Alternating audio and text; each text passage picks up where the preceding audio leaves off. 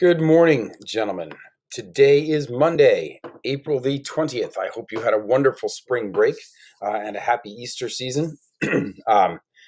Today, we are going to get back to work and we're going to begin by discussing section 11.3, which is entitled Torque and the Center of Gravity. Now, during our lessons the week before Easter, we talked about the idea of torque. All right, it's a force applied to an object at a certain distance from the center of gravity, or the pivot point here.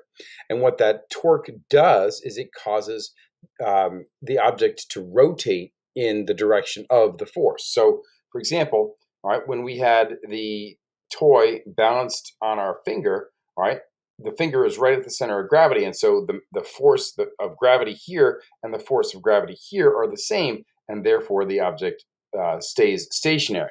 However, if I put my finger on the very end, and I'm going to hold it, we're going to cheat here, all right, and the torque hits here, well, if I don't hold this, gravity pulls it down, right, because of the force is applying a rotation to it, which we call a torque. So, torque is the reason that an object... 7 o'clock. Well, thank you, Jesus.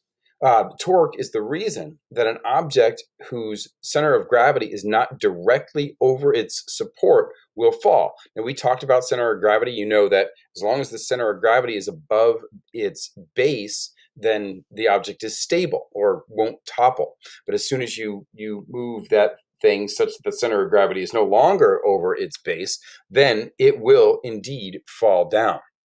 Now, think about this. Have you ever, bent over and touched your toes? All right, stand up straight, all right, and bend over and touch your toes. If you can do this, all right, in order to make it work, what you do is you stick your butt way out behind you. All right, and what that does is it moves the center of gravity to a position over your feet. Okay. However, what if you're standing right up against a wall, all right, with your heels and your backside directly against that wall? Well, if that's the case, then your center of gravity has to stay over your feet. And if you look at the diagram that just popped up here, in this person who's standing right against the wall, let's say the wall is right here, all right, that's not a very straight wall, but let's pretend. His center of gravity is represented by the star here. Now, if the wall remains right here and his heels and his butt are backed up against the wall and he bends over, well, now his center of gravity right here, or has moved to right here, and therefore it is no longer above his feet. And so here, he's stable, but here he's going to topple over. All right, this is toppling, which we talked about in chapter 10. Okay, so that's our lesson for today: torque and the center of gravity.